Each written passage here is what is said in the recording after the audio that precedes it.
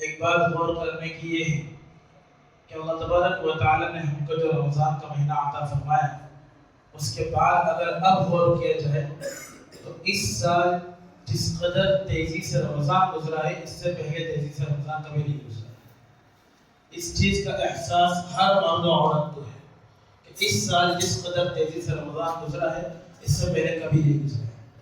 حضرت صلی اللہ علیہ وسلم نے فرمایا ہے کہ قیامت سے قریب تیزی کا عالم ایسا ہو جائے گا کہ سال مہینہ لگیں گے، مہینے دن ہفتے لگیں گے، اور ہفتے دن کے وقت لگیں گے۔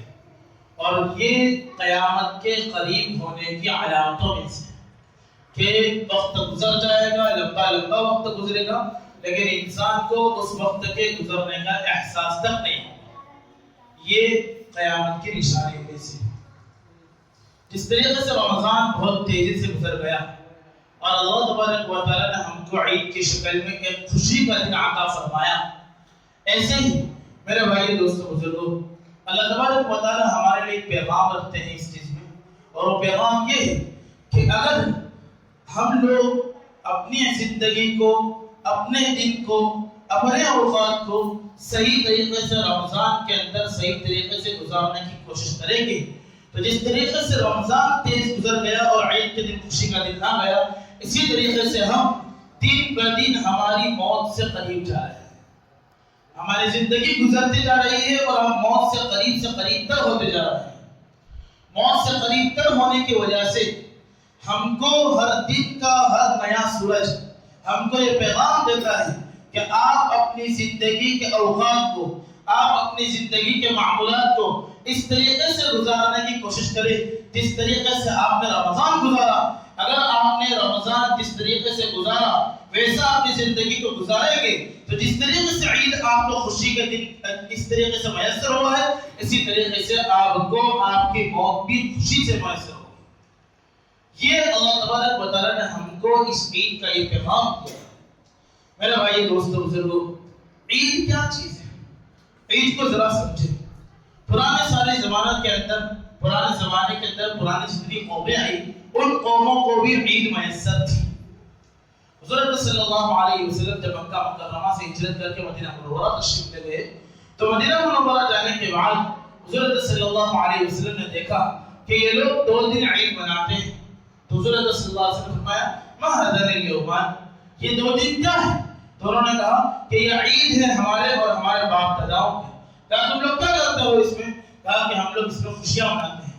حضرت صلی اللہ علیہ وسلم نے فرمایا کہ ہم نے تمہارے لیے 2 دن اس کے بدلے میں 2 اور عیدیں دی، عید الاضحیٰ و عید الفطر۔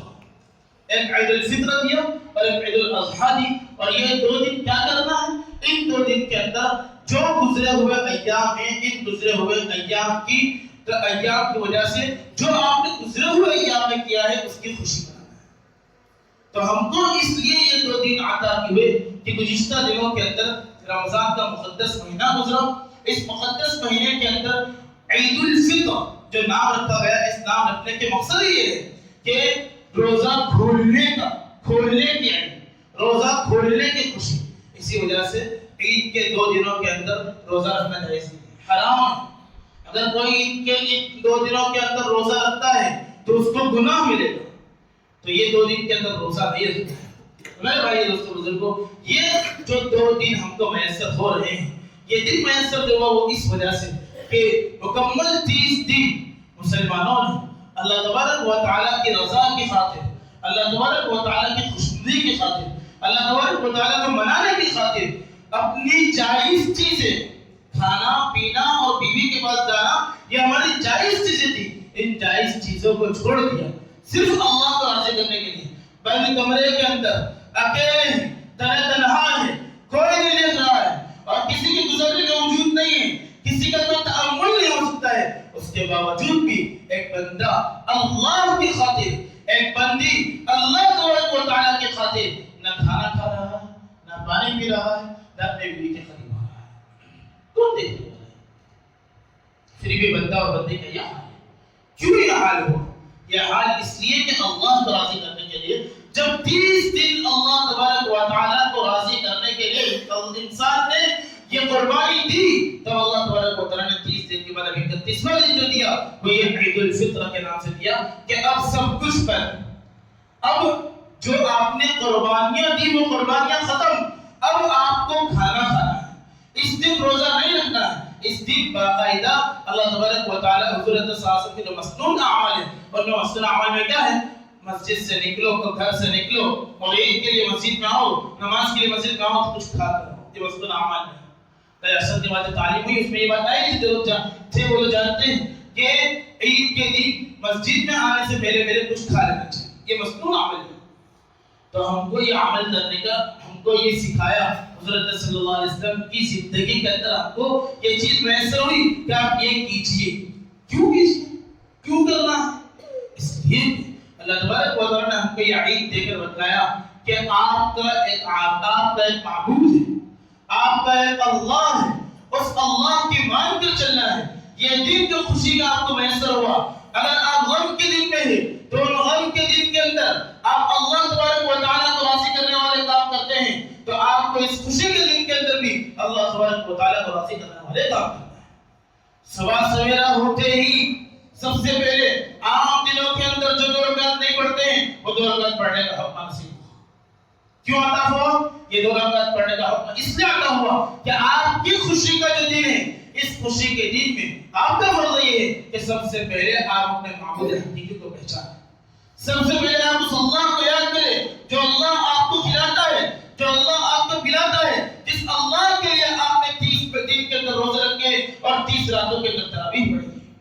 تو سب سے پہلے اس کام کا حکم دیا، اور اس کے بعد کیا ہوا؟ اب اس کے بعد لوگوں سے ملنے کا حکم دیا، اس کے بعد مسنون اعمال کرنے کا حکم دیا۔ یہ مسنون اعمال کرنے کا جو حکم نصیب ہوا وہ اسی لیے کہ ہم اس دن کو بھی اللہ تبارک و تعالیٰ کے راضی کرنے کی طریقے سے گزارے، نہیں کہ کفار قریش کی طرح، اور نہیں ان کفار کی طرح ہم اس طریقے سے گزارے کہ جب پریشانی ہو، غم کا عالم ہو تو اس وقت ہم اللہ کو پکارنے لگ جائیں، اور جب پریشانی ختم ہو جائے تو ہم اللہ تبارک و تعالیٰ کو بھول جائیں، اور اللہ تبارک و تعالیٰ کو بھول کر ہم اپنی خوشی کے اندر ہم ریبیاں منائیں۔